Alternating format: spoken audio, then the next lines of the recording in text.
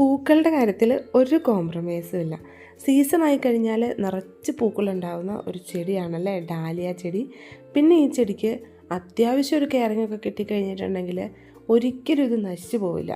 നമുക്കറിയാം, നല്ല വെയിലും മഴയൊക്കെ കൊള്ളുന്ന സ്ഥലത്ത് നിന്ന് ഈ പ്ലാന്റ് സർവൈവ് ചെയ്ത് അടുത്ത വർഷമാകുമ്പോൾ മുളച്ച് വന്ന് വീണ്ടും പൂക്കളുണ്ടാവാറുണ്ട്. കാരണം ഇതിൻ്റെ ചോട്ടിൽ കിഴങ്ങുകളുണ്ട്.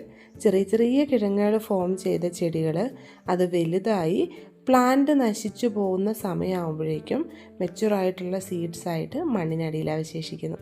അതിനുശേഷം അടുത്ത വർഷമാകുമ്പം അതേപോലെ മുളച്ച് വന്ന് വീണ്ടും നമുക്ക് നല്ലൊരു പൂക്കാലം സമ്മാനിക്കുന്നു. അതാണ് ഡാലിയ ചെടികൾ. അപ്പം നമ്മൾ ഇന്ന് കാണിക്കാൻ പോകുന്നത് ഡാലിയ ചെടികളാണ്. നമുക്ക് വലിയ ഡാലിയ ചെടികളും ഉണ്ട് കേട്ടോ. അപ്പോൾ വലിയ ചെടികൾക്ക് കുറച്ചും കൂടി റേറ്റ് വരും. ഇതെല്ലാവർക്കും വാങ്ങാൻ പറ്റുന്ന നല്ല അഫോർഡബിൾ പ്രൈസിലുള്ള ഒരു കോംബോ ഓഫറാണ്. ഇതുപോലെ ജിഫി ബാഗിൽ വെൽ റൂട്ടഡ് ആയിട്ടുള്ള പ്ലാന്റ്സ് ആണ് നമുക്ക് അവൈലബിൾ ആയിട്ടുള്ളത്. അപ്പോൾ ഈ ഒരു സൈസിലുള്ള 5 പ്ലാന്റ്സ് ആണ് നമ്മൾ അയച്ചു തരാൻ പോകുന്നത്. 5 ചെടികൾക്ക് വെറും 299 രൂപ മാത്രമേ കേരളത്തിൽ എവിടേക്കും നമ്മൾ അയച്ചു തരുന്നതിന് പ്രൈസ് വരുന്നുള്ളൂ. ഇതിന് എക്സ്ട്രാ ചാർജ് ഒന്നും വരുന്നില്ല.